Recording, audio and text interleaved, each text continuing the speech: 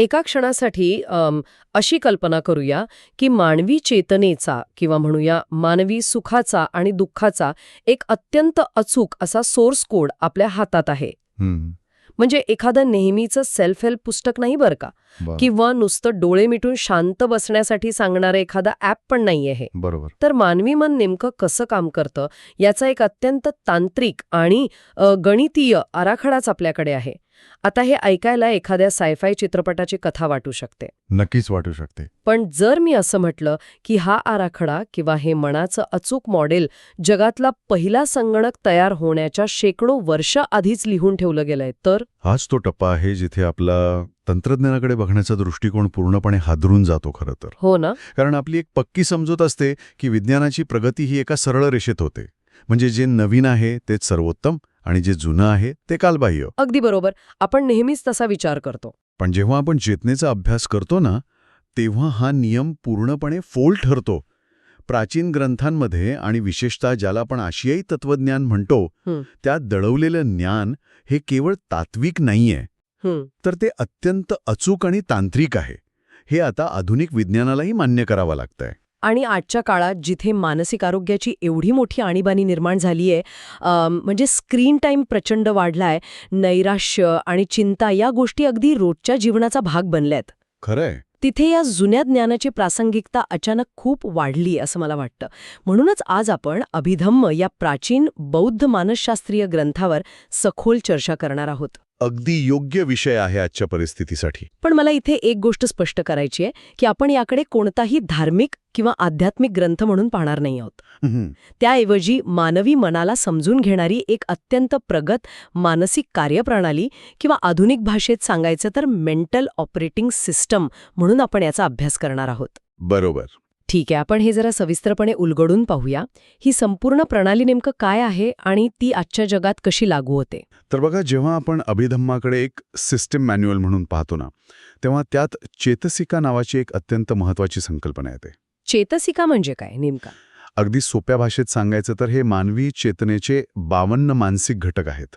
म्हणजे मानवी मनाचा कोणताही अनुभव हा या 52 घटकांच्या वेगवेगळ्या संयोजनातून म्हणजेच कॉम्बिनेशनमधून तयार होतो. अरे बापरे, म्हणजे फक्त 52 घटक? हो. आधुनिक मानसशास्त्रात आपण ज्याला लक्ष केंद्रित करणं किंवा अटेन्शन रेग्युलेशन म्हणतो, किंवा एखादी भावना सकारात्मक आहे की नकारात्मक हे ठरवणारं इमोशनल बॅलन्स म्हणतो, त्या प्रत्येक प्रक्रियेसाठी अभिधम्मामध्ये आधीच एक स्वतंत्र चेतसिका परिभाषित केलेली आहे. म्हणजे हे खूपच प्रगत वाटते. होय. या अभ्यासाला आपण फिनॉमेनॉलॉजिकल कार्टोग्राफी म्हणू शकतो. म्हणजे मानवी अनुभवांचा एक अत्यंत तटस्थ आणि वैज्ञानिक नकाशा तयार करण्याचं हे काम आहे. पण थांबा, इथे मला एक मोठा प्रश्न पडतोय. विचारा ना. मानवी भावना या प्रचंड गुंतागुंतीच्या असतात. म्हणजे प्रेम, मत्सर, दुराभिमान, नॉस्टॅल्जिया, अशा हजारो वेगवेगळ्या भावना आपण रोज अनुभवतो. अगदी. मग या संपूर्ण मानवी अनुभवाला केवळ 52 घटकांमध्ये कसं बसवता येईल? हे खूपच अतिसुलभीकरण किंवा ओव्हर सिम्प्लिफिकेशन वाटत नाहीये का? हो, मला माहितीये हा विचार साहजिक आहे. पण इथेच या प्रणालीचं सौंदर्य दडलंय. ते कसं काय? यात सर्वात आश्चर्यकारक गोष्ट ही आहे की हे 52 घटक म्हणजे अंतिम भावना नाहीत बरं का, बरं. तर ते त्या भावना तयार करणारे मूळ व्हेरिएबल्स आहेत. याला आपण रंगांच्या प्राथमिक छटांसारखं समजू शकतो. म्हणजे जसे लाल, निळा आणि पिवळा हे प्राथमिक रंग आहेत तसं. अगदी बरोबर. ते केवळ 3च प्राथमिक रंग आहेत. पण त्यांच्या वेगवेगळ्या मिश्रणातून आपण लाखो रंग तयार करू शकतो. आता समजलं मला. अगदी तसंच. जेव्हा एखादा माणूस मत्सराची भावना अनुभवत असतो तेव्हा ती एक सलग आणि एकच भावना नसते. मग ती काय असते? या मत्सरामध्ये द्वेष, लोभ आणि अज्ञान अशा वेगवेगळ्या चेतसिकांचं अत्यंत गुंतागुंतीचं मिश्रण झालेलं असतं आणि ते अगदी मिलीसेकंदांच्या वेगाने बदलत असतं. हे खूपच रंजक आहे. मला इथे संगणकाचं एक साधर्म्य द्यायला आवडेल. नक्की सांगा. आपला मेंदू हा एक अत्याधुनिक संगणक आहे असं मानलं तर पाश्चात्य मानसशास्त्र हे बऱ्याचदा स्क्रीनवर दिसणाऱ्या ग्लिच किंवा बिघाडावर काम करतं. अगदी अचूक उदाहरण आहे हे. हो ना. म्हणजे स्क्रीनवर त्रुटी का दिसतीये, माणसाचं वर्तन कसं बदललंय, या लक्षणांवर पाश्चात्य जगाचा भर असतो. पण हे बौद्ध मानसशास्त्र थेट त्या संगणकाच्या सोर्स कोडमध्ये शिरतं. स्क्रीनवर काय चुकते हे पाहण्यापेक्षा मूळ कोडिंगमध्ये हे 52 व्हेरिएबल्स कसे एकत्र येऊन हा बिघाड निर्माण करत आहेत हे शोधण्याचं काम ही प्रणाली करते. अगदी बरोबर. पाश्चात्य मानसशास्त्राने नेहमीच व्यक्ती आणि तिच्या भावना यांच्या भोवती आपलं लक्ष केंद्रित केलंय. कुणीतरी दुःखी आहे तर त्याला आनंद कसा मिळेल यावर भर दिला जातो. पण अभिधम्माचा दृष्टिकोन हा एखाद्या सिस्टीम इंजिनियरसारखा तटस्थ आहे. म्हणजे ते दुःखाला एक आजार मानत नाहीत का? नाही, दुःख ही एक भावना न मानता त्यांनी त्याला माहिती प्रक्रियेतील बिघाड किंवा करप्टेड डेटा प्रोसेसिंग म्हणून पाहिलं. अरे वा, हे खूपच वेगळा दृष्टिकोन आहे. होय, ते थेट मूळ यंत्रणेवर काम करतात. जेव्हा एखादा विशिष्ट मानसिक घटक सक्रिय होतो तेव्हा मेंदूत इतर कोणते घटक निष्क्रिय होतात याचं अचूक गणित तिथे मांडलेलं आहे. जर मन ही या 52 घटकांनी बनलेली एक तार्किक प्रणाली आहे, तर मग मला प्रश्न असा पडतो की जेव्हा कोणी दुःखी होतं किंवा उदास होतं किंवा नैराश्यात जातं तेव्हा या सोर्स कोडमध्ये नेमकं काय बिघाड होतो? कारण आपण अनेकदा पाहतो की सगळं काही सुरळीत असतानाही अचानक माणसाला नैराश्य येऊ शकतं. बरोबर. हे दुःख आतून कसं तयार होतं? याच उत्तरासाठी आपल्याला या सिस्टीम मॅन्युअलमधील अकुशल घटक समजून घ्यावे लागतील. अकुशल घटक म्हणजे काय? यात लोभ, द्वेष आणि मोह यांसारख्या घटकांचा समावेश होतो. आता हे शब्द ऐकल्यावर लगेचच पाप, पुण्य किंवा नैतिकतेचा विचार मनात येतो. हो, साहजिकच आहे, ते शब्दच तसे आहेत. पण याकडे नैतिकतेच्या चष्म्यातून अजिबात पाहू नये. याला निव्वळ सिस्टममधील सदोष माहिती प्रक्रिया म्हणून पहा. बरं. लोभ किंवा लालसा ही मुळात एक बिघडलेली लूप आहे. हे समजून घेण्यासाठी आधुनिक विज्ञानातील प्रेडिक्शन एरर म्हणजेच अपेक्षा आणि वास्तव यातील तफावत समजून घेणं अत्यंत आवश्यक आहे. प्रेडिक्शन एरर म्हणजे आपला मेंदू सतत भविष्याचा अंदाज घेण्याची एक यंत्रणा चालवत असतो का? अगदी बरोबर. समजा एखाद्या माणसाला खूप तहान लागली आहे आणि तो पाण्याची बाटली पाहतो. त्याचा मेंदू लगेचच एक अंदाज बांधतो की हे पाणी प्यायला एक विशिष्ट पातळीवरचं समाधान मिळेल. यावेळी मेंदू डोपामिन नावाचं रसायन सोडलं जातं. डोपामिन हे आनंद मिळण्याचं रसायन आहे ना? नाही, तिथेच तर आपली गल्लत होते. डोपामिन हे आनंद मिळण्याचं नाही तर आनंद मिळण्याच्या अपेक्षेचं रसायन आहे. अरे बापरे, म्हणजे ते फक्त अपेक्षा निर्माण करतं. होय. जेव्हा तो माणूस प्रत्यक्षात पाणी पितो तेव्हा मिळणारं समाधान आणि मेंदूनी आधी बांधलेला अंदाज यात नेहमीच एक छोटीशी तफावत असते. आणि हीच ती प्रिडिक्शन एरर? अगदी. अभिधम्माच्या भाषेत सांगायचं तर लालसा ही एक अशी लूप आहे जिथे मेंदूला वाटतं की अमुक एक गोष्ट मिळवली की शाश्वत आनंद मिळेल. पण वास्तवात तो कधीच मिळत नाही. एक्झॅक्टली. ही अपेक्षा आणि वास्तवाची दरी म्हणजेच मानवी दुःखाचा पाया आहे. आणि इथेच हा विषय खऱ्या अर्थाने रंजक होतो. कारण आधुनिक न्यूरोसायन्सने आता या प्राचीन संकल्पनांना थेट स्कॅन करायला सुरुवात केली आहे. हो, खूप मोठ्या प्रमाणावर संशोधन सुरू आहे. मेंदूतील डिफॉल्ट मोड नेटवर्क म्हणजेच DMN नावाच्या भागाबद्दल अलीकडे मी खूप वाचलंय. जेव्हा एखादी व्यक्ती कोणतेही विशेष काम करत नसते तेव्हा हा DMN भाग सक्रिय होतो. बरोबर. आणि मग तो काय करतो? ज्याला स्वतःबद्दलचा सततचा विचार असं म्हटलंय तोच हा DMNचा खेळ आहे ना? तंतोतंत. जेव्हा DMN अतिसक्रिय होतो तेव्हा चिंता आणि नैराश्य वाढतं. हे काही बाहेरून आलेले आजार नाहीत, पर ते याच बिघडलेल्या प्रणालीचे गणितीय आणि अपेक्षित परिणाम आहेत. रोजच्या जीवनात आपण याची अतिशय स्पष्ट उदाहरणे पाहतो. म्हणजे कसं? सोशल मीडियाचं व्यसन हे याच लालसेच्या आणि प्रिडिक्शन एररच्या यंत्रणेचं आधुनिक रूप आहे. जेव्हा एखादा माणूस स्क्रीनवर स्क्रोल करत असतो तेव्हा तो खऱ्या अर्थाने काय करत असतो? तो एका अनिश्चित अपेक्षेच्या मागे धावत असतो. बरोबर. पुढच्या पोस्टमध्ये किंवा पुढच्या व्हिडिओमध्ये काहीतरी भारी मिळेल ही अपेक्षा डोपामाइन वाढवते आणि वास्तवात तसं काही न मिळाल्याने येणारी निराशा माणसाला सतत अस्वस्थ ठेवते. हे तर अगदी डूम स्क्रोलिंगचं अचूक वर्णन आहे. आपल्याला वाटतं की आपण जगाची माहिती मिळवत आहोत, पण खऱ्या अर्थाने आपण एका प्रकारच्या द्वेषातून किंवा वास्तवापासून पळ काढण्याच्या प्रवृत्तीतून हे करत असतो. अगदी तसंच आहे. स्वतःच्या खऱ्या आयुष्यातील कंटाळा किंवा अस्वस्थता टाळण्यासाठी वास्तवापासून दूर पळण्याची ती एक यंत्रणा असते. हो, आणि फोमो म्हणजेच इतरांपेक्षा मागे राहण्याची भीती. अरे हो, फोमो. ते तर तुलनात्मक लालसेचं सर्वात भयंकर रूप आहे. पण इथे मला एक थोडा वेगळा आणि थेट प्रश्न विचारावासा वाटतो. जर हे सर्व इतकं गणितीय आणि तार्किक आहे आणि लालसा, द्वेष, मोह या मानवी मेंदूत आधीपासून असलेल्या प्राचीन त्रुटी आहेत, पर मग आजच्या सोशल मीडिया कंपन्यांचे जे अल्गोरिदम्स आहेत ते नकळतपणे या प्राचीन त्रुटींचा अभ्यास करून त्यांचा गैरफायदा तर घेत नाहीत ना? हे अल्गोरिदम माणसालाच याच लूपमध्ये अडकवून ठेवत आहेत असं वाटत नाहीये का? जर आपण याला व्यापक दृष्टिकोनातून जोडलं तर लक्षात येईल की हा केवळ योगायोग नक्कीच नाहीये. म्हणजे ते मुद्दाम असं करतात. हो, हे अल्गोरिदम नेमके याच मानसिक घटकांवर काम करतात. ते लक्ष केंद्रित करण्याच्या क्षमतेमध्ये सातत्याने व्यत्यय आणतात आणि माणसाच्या भावनिक मूल्याला सतत अस्थिर ठेवतात. अरे बापरे. रागाची, द्वेषाची किंवा असुरक्षिततेची भावना माणसाला जास्त वेळ स्क्रीनवर खेळवून ठेवते हे त्या अल्गोरिदम तयार करणाऱ्यांना अत्यंत अचूक माहीत असतं. म्हणजे तंत्रज्ञान आज मानवी मनाच्या याच कोडिंग त्रुटीचा अत्यंत पद्धतशीरपणे स्वतःच्या फायद्यासाठी वापर करत आहे. नक्कीच करत आहे. हे खरोखरच धक्कादायक आहे. म्हणजे आपल्याच मनाच्या सोर्स कोडमधल्या त्रुटींचा वापर करून आपल्यावरच नियंत्रण मिळवलं जातंय. पण जेव्हा आपण अशा प्राचीन ज्ञानाचा या आधुनिक तंत्रज्ञानाशी संबंध जोडतो ना, तेव्हा स्वाभाविकपणे अनेक शंका उपस्थित होतात. हो, अनेक आक्षेप घेतले जातात. अनेकदा असा आक्षेप घेतला जातो की या प्राचीन सिस्टीममधून आपण फक्त मानसशास्त्र बाजूला काढत आहोत आणि त्याचा आध्यात्मिक गाभा नष्ट करत आहोत. हा एक प्रकारचा सोयीस्कर वापर नाहीये का? हां, आक्षेप खूप सामान्य आहे. पण इथे मुख्य उद्देश कोणत्याही परंपरेचा अवमान करणं किंवा आध्यात्मिक बाजू नाकारणं हा अजिबात नाहीये. मग मुख्य उद्देश काय आहे? यामागील खरा उद्देश, त्यामागील मानसशास्त्रीय यंत्रणा सर्वांसाठी खुली करणं हा आहे. हां. एक अत्यंत साधं उदाहरण घेऊया. सांगा. गुरुत्वाकर्षणाचा नियम. एखाद्या व्यक्तीचा गुरुत्वाकर्षणावर विश्वास असो वा नसो, हातातून सुटलेलं सफरचंद खालीच पडणार आहे. बरोबर. तसंच हे मानसिक तंत्रज्ञान आहे.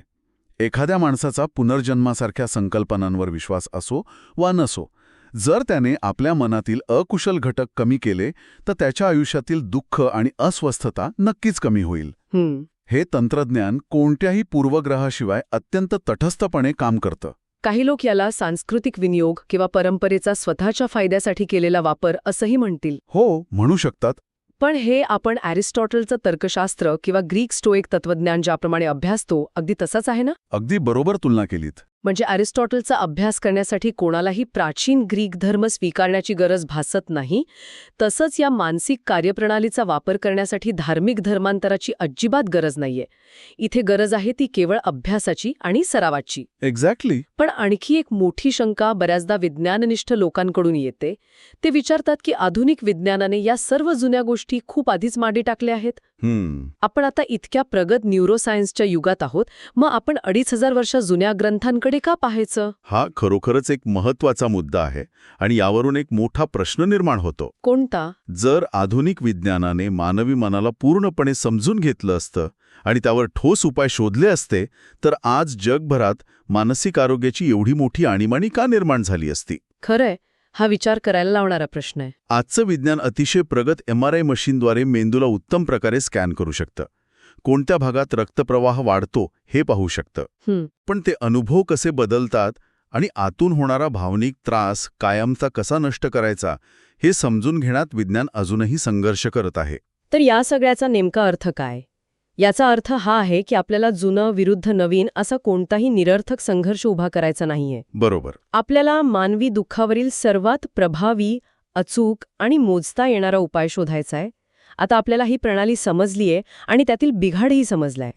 पण मुख्य प्रश्न असा आहे की हा बिघाड दुरुस्त कसा करायचा?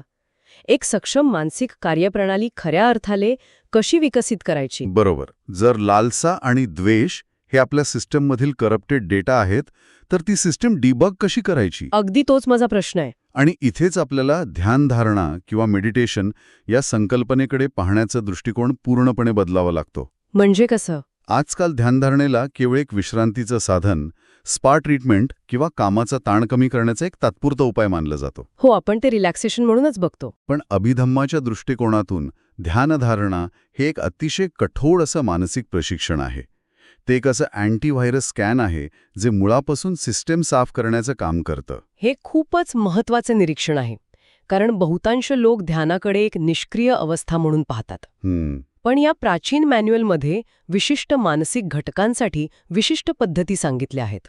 हे अगदी वैद्यकीय उपचारांसारखं किंवा जिममध्ये वेगवेगळ्या स्नायूंसाठी वेगवेगळे व्यायाम प्रकारांसारखं आहे. अगदी बरोबर. जसं की जर एखाद्याच्या प्रणालीमध्ये द्वेष किंवा नकारात्मकता नावाचा घटक जास्त वाढला असेल तर त्यावर उपाय म्हणून मैत्री म्हणजे सर्वांबद्दल प्रेमळपणा बाळगण्याचं तंत्र वापरलं जातं. हो, आणि हे तंत्र मेंदूला सकारात्मक भावनिक मूल्य निर्माण करायला शिकवतं. आणि जर लक्ष सतत विचलित होत असेल तर श्वासावर लक्ष केंद्रित करण्याचं तंत्र वापरलं जातं, ज्याला आनापानसती म्हणतात.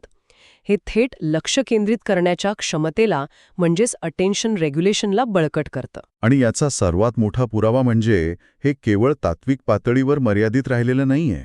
अच्छा, विज्ञानाने हे सिद्ध केलंय का? होय, रिचर्ड डेव्हिडसन आणि जॉन्सन ब्रेवर यांसारख्या अत्यंत आघाडीच्या आधुनिक न्यूरोसायंटिस्टच्या अभ्यासातून हे सिद्ध झालंय की या कठोर मानसिक प्रशिक्षणामुळे मानवी शरीरात आणि मेंदूत प्रत्यक्ष भौतिक बदल घडतात. अरे बापरे, भौतिक बदल? हो, या सरावाने हार्ट रेट व्हेरिएबिलिटी म्हणजेच हृदयाच्या ठोक्यांमधली लवचिकता सुधारते, शरीरातील कॉर्टिसॉल नावाचं तणावाचं हार्मोन लक्षणीयरित्या कमी होतं.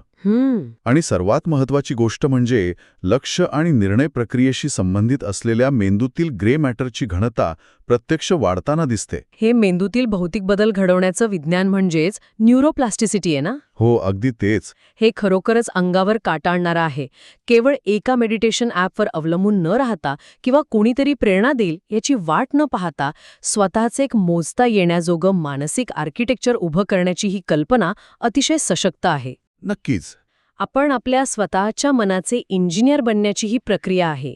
आपल्या ऑपरेटिंग सिस्टममध्ये 52 पैकी कोणते घटक सक्रिय ठेवायचे आणि कोणते घटक हळूहळू निष्क्रिय करत न्यायचे याचं नियंत्रण पूर्णपणे आपल्याच हातात येतं. अगदी बरोबर.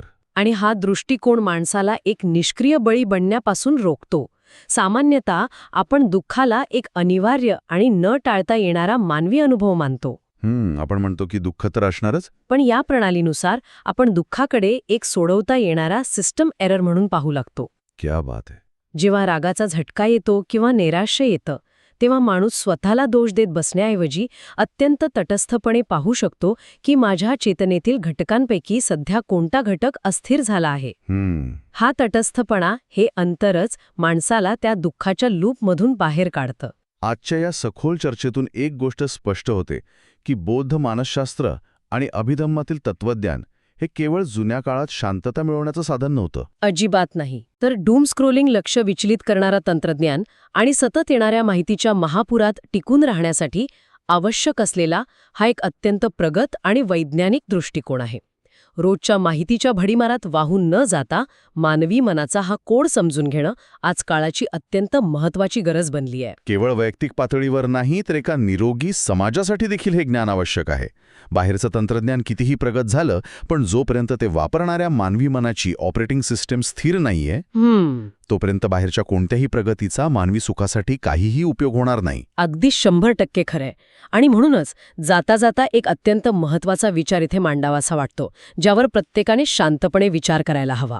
कोणता विचार? आपण या संपूर्ण चर्चेत पाहिलं की लालसा किंवा आसक्ती ही मुळात अपेक्षा आणि वास्तव यातील तफावतीतून म्हणजेच प्रिडिक्शन एररमधून निर्माण होते आणि तेच मानवी दुःखाचं मूळ कारण आहे. बरोबर. तर मग एक असा विचार करा, आजचं आधुनिक भांडवलशाही जग आणि ग्राहकांवर आधारित अर्थव्यवस्थेचं संपूर्ण मॉडेल नेमकं याच तत्वावर उभा आहे का? हा खूप मोठा प्रश्न आहे. सतत नवीन वस्तूंची गरज निर्माण करणं, जाहिरातींच्या माध्यमातून अपेक्षा वाढवणं आणि ग्राहकांना मुद्दाम म्हणून असमाधानी ठेवणं हा या आधुनिक अर्थव्यवस्थेचा पायाच आहे. तर मग मानवी मनातील याच 2000 वर्षे जुन्या ग्लिचचा अत्यंत पद्धतशीरपणे घेतलेला हा व्यावसायिक फायदा तर नाहीये ना? अगदी विचार करायला लावणारा मुद्दा आहे हा. ही संपूर्ण जागतिक अर्थव्यवस्था मानवी मनाच्या त्याच प्रिडिक्शन एररवर पोचली जाते का? सुरुवातीला आपण जो सॉफ्टवेअर अपडेटचा विचार केला होता तो इथे पुन्हा लागू होतो. बाहेरचं जग गॅजेट्स आणि तंत्रज्ञान कितीही अपडेट केलं तरी जोपर्यंत आपण आपल्या स्वतःच्या चेतनेचा सोर्स कोड वाचायला आणि दुरुस्त करायला शिकत नाही, बरोबर, तोपर्यंत मानवी मन त्या जुन्याच त्रुटींमध्ये अडकून राहील.